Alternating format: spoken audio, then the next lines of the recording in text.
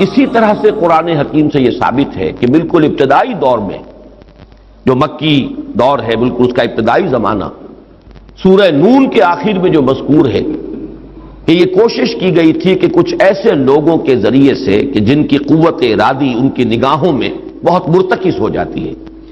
یہ عملیات میں ایک خاص معاملہ یہ بھی ہوا کرتا تھا، اور اب بھی شاید کچھ لوگ یہ پریکٹس کرتے ہیں کہ اگر باقاعدہ ریاضت کر کے اپنی نگاہوں میں ایک خاص قسم کی تاثیر پیدا کر لی جائے، بلکہ مولانا امین حسن اصلاحی صاحب نے اس کا تذکرہ کیا تھا ایک مرتبہ جب زمانہ طالب علمی میں نے 2 تربیت گاہیں منعقد کی تھیں، اور اس میں درس قرآن مولانا اصلاحی صاحب نے دیا تھا کہ آج کل بھی بعض لوگ یہ کرتے ہیں کہ رات کے پچھلے پہر اٹھ کر نہا دھو کر سفید براق کپڑے پہن کر پھر بیٹھتے ہیں اور کسی بالکل سفید کاغذ پر ایک چھوٹا سا نقطہ لگاتے ہیں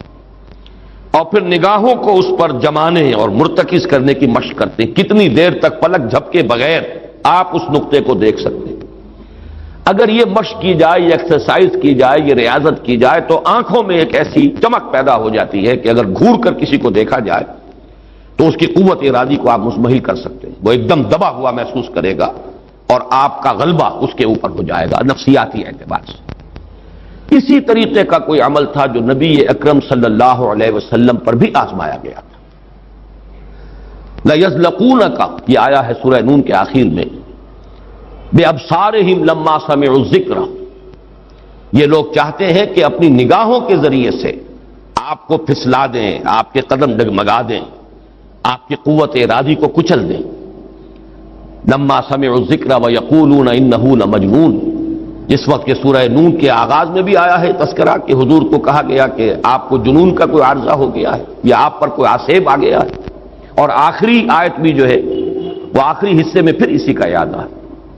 وَإِنَّهُمْ لَيُزْلِقُونَكَ بِأَبْصَارِهِمْ لَمَّا سَمِعُوا الذِّكْرَ وَيَقُولُونَ إِنَّهُ لَمَجْنُونٌ وَمِنْ شَرِّ حَاسِدٍ إِذَا حَسَدَ،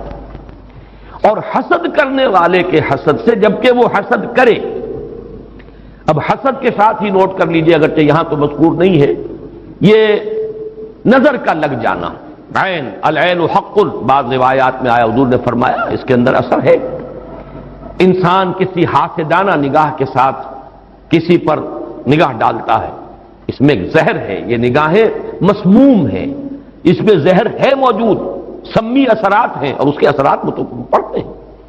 اور یہ جیسا کہ میں عرض کر رہا تھا کہ جدید دور میں جادو کے لیے بھی مثلاً حضور کے بالوں کی ضرورت پڑی، اور یہ جینیٹکس کے حوالے سے اور جینز کے حوالے سے بات آج سمجھ میں آ جائے گی، اس لیے کہ جن ارواح خبیثہ کے ذریعے سے آپ کو کام لینا ہے،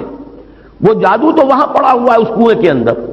وہ جو بھی تاثرات ہیں انہیں تلاش کرنا ہے، ان اثرات کو اس شخص معین کو، جس شخص معین پر جادو کرنا مقصود ہے، اور اس کے وجود کا کوئی جز جس کے کہ وہی جینز ہوں گے کہ جو ان کے اپنے وجود کے ہیں، ان کے حوالے سے گویا کہ یہ ایک راستہ ہے، یہ اس کی آئیڈینٹیفیکیشن کا ایک ذریعہ ہے۔ اسی اعتبار سے یہ حسد یا یہ نگاہ کا لگ جانا، میں سمجھتا ہوں کہ آج کی فزکس اگر تھوڑی سی بھی آپ پڑھیں تو ریڈیشنز نگاہ پار ہو جاتی ہے انسان کے، ایسی بھی تو ریز ہے نا، ایکس ریز کیا ہے، آپ کے وجود میں سے گزر جاتی ہے، یہ ultra violet infra red rays, یہ تمام کی تمام ایکس ریز، یہ کیا ہے، وجود کو چیر کر گزرتی ہے، تبھی تو اس فلم کے اوپر اثر پڑتا ہے جو فلم کے پیچھے لگی ہوئی اور آپ سامنے کھڑے ہوئے ہیں، آپ کی ہڈیاں علیحدہ نظر آ رہی ہیں اور گوشت جو ہے وہ علیحدہ نظر آ رہا ہے، یہ تمام چیزیں آج سمجھ میں آتی ہیں۔ اب وہ فوٹونز جن کا میں نے ابھی عرض کیا 1 ملین 5 دفعہ کہیے، 30 صفریں لگائیے ایک پر تو 1 ملی میٹر کا اتناواں حصہ جو ہے وہ ایک فوٹون ہے، یہ تو وجود کے اندر سرایت کر کے کہیں سے کہیں نکل جانے والی چیزیں۔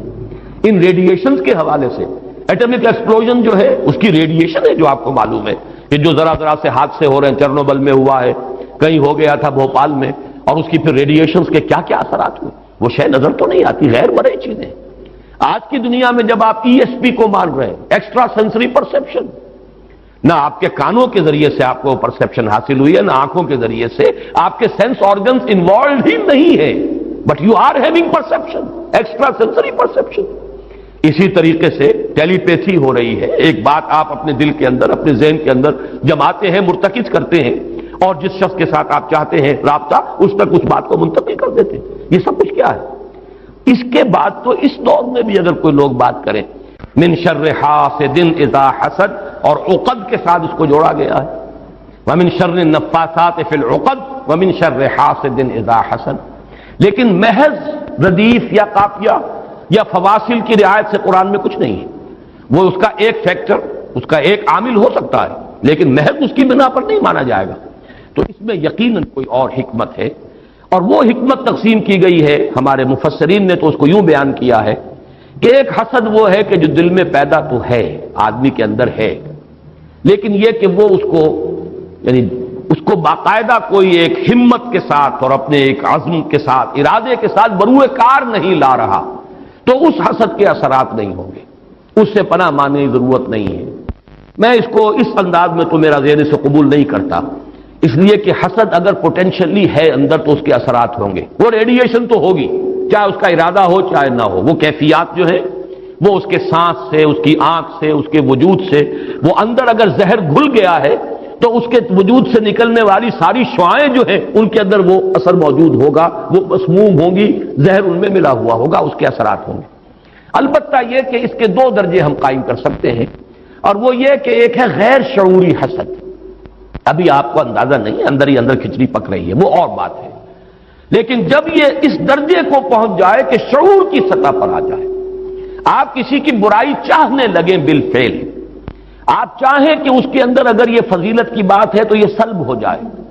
اس کو پاس اگر یہ نعمت ہے تو یہ نعمت اس سے چھن جائے، مجھے مل جائے، یہی ہے اصل میں جس کو غبطہ اور حسد کا فرق کہا جاتا ہے۔ اور ایک جگہ پر حضور نے ایک حدیث میں لفظ حسد استعمال کیا ہے، لیکن مراد اس سے غبطہ ہے۔ لا حسد الا فی اثنین، کوئی حسد نہیں کیا جانا چاہیے سوائے دو اشخاص سے، ایک وہ جسے اللہ نے علم دیا ہے اور وہ علم پھیلا رہا ہے تو اس سے بھی اگر حسد پیدا ہو جائے تو کوئی بری بات نہیں، کوئی اچھی بات ہی ہے، اور ایک یہ کہ کسی کو اگر دولت دی ہے وہ دولت پھیلا رہا ہے اور عام کر رہا ہے، لوگوں کو اس کے خلق کے لیے خرچ کر رہا ہے تو اس سے بھی حسد۔ لیکن یہاں حسد غبطہ کے معنی میں، غبطہ یہ ہے کہ کسی میں کوئی خیر آپ کو نظر آئے تو آپ اللہ سے دعا کریں پروردگار مجھے بھی یہ خیر عطا کر دے، یہ غبطہ ہے۔ اور حسد یہ ہے کہ اس سے یہ شے چھن جائے، یہ ہے در حقیقت کہ جو بری شے ہے کہ کسی نعمت کا کسی دوسرے شخص سے سلب ہو جانا، اس کی خواہش جب پیدا ہو جائے اور جب یہ شعوری سطح پر آ جائے، یعنی ایک ہے اس کا ایک وہ جو جس سے کہ ابھی اتنی اس کی انٹینسٹی نہیں ہے کہ اس سے وہ ریڈیشن ہو، اس کی انٹینسٹی اس وقت ہوگی جبکہ وہ شعور کی سطح پر آ گئی اور انسان جو ہے جل رہا ہے حسد کی آگ میں اور چاہتا ہے کہ یہ نعمت اس سے سلب ہو جائے، یہ فضیلت جو ہے اس سے چھن جائے، تو یہ شے وہ ہے یقیناً کہ اس کے اثرات، اس کو میں اس وقت جدید فزکس کی اصطلاح میں ریڈیشن کے ذریعے سے اس میں لفظ واضح کر رہا ہوں، اس کے اثرات ممتد ہوتے ہیں، اور اس کے شر سے بھی پناہ مانگنے کی یہاں ہمیں تلقین کی گئی۔ تلقین محمد الرسول اللہ صلی اللہ علیہ وسلم کو ہوئی اور آپ کی وساطت سے ہم سب کو ہو رہی ہے۔ قل اعوذ برب الفلق من شر ما خلق ومن شر غاسق اذا وقب ومن شر النفاثات فی العقد ومن شر حاسد اذا حسد۔ میں جب بھی یہ سورت پڑھتا ہوں تو اگرچہ یہ کہیں مجھے یعنی کوئی معصور تو یہ شے نہیں ملی ہے، لیکن اس کے فوراً بعد بالکل کسی تصنع کے بغیر میرے یہ الفاظ بھی زبان پر آ جاتے ہیں، اللہم انی اعوذ بک یا رب الفلق من شر ما خلقت ومن شر غاسق اذا وقب ومن شر النفاثات فی العقد ومن شر حاسد اذا حسد۔ اسی طرح قل اعوذ برب الناس ملک الناس، تو وہاں بھی اللہم انی اعوذ بک یا ربی و رب الناس و یا الہی و الہ الناس و یا ملکی و ملک الناس۔ تو اس طریقے سے گویا کہ اس لفظ قل کیونکہ یہ فعل امر ہے، حکم ہے، تو اس پر ہم اگر فوری طور پر اس کی تعمیل کیا کریں تو یہ اگرچہ معصور نہیں ہے، میں صرف اپنے ذوق کی بات کہہ رہا ہوں، اور بہرحال اس میں کوئی شے ممنوع نہیں ہے، دعا تو ہم مانگ سکتے ہیں، تو دعا ہی کی شکل ہے، تو جو الفاظ ہمیں اللہ نے تلقین کیے ہوں انہی کے حوالے سے ہم وہ دعا مانگے، تعوذ کریں۔ قل اعوذ بک، قل کو چھوڑ دیجئے، اعوذ بک، اللہم انی اعوذ بک یا رب الفلق من شر ما خلقت، اب یہ خلقہ کی بجائے مخاطب کیونکہ ہم کر رہے ہیں اللہ کو، من شر ما خلقت، آگے جو کہ تو الفاظ رہیں گے ان میں کوئی تبدیلی کی ضرورت نہیں ہے۔ مولانا محمد قاسم نانوتوی دیوبند کے مؤسسین میں سے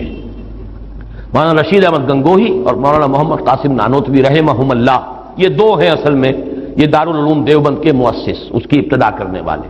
ان کے شاگرد شیخ الہند، ان کے شاگرد علامہ شبیر احمد عثمانی،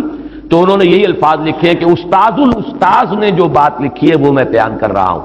ویسے یہ کہ مولانا عبدالعزیز شاہ عبدالعزیز رحمۃ اللہ علیہ نے بھی اس پر کوئی کتاب لکھی ہے، وہ بہرحال میری نظر سے نہیں گزری، وہ تمثیل اب میں بیان کر رہا ہوں، بڑی پیاری تمثیل ہے۔ انہوں نے تمثیل یہ دی ہے کہ اگر کوئی باغبان یا کوئی اور کھیتی کرنے والا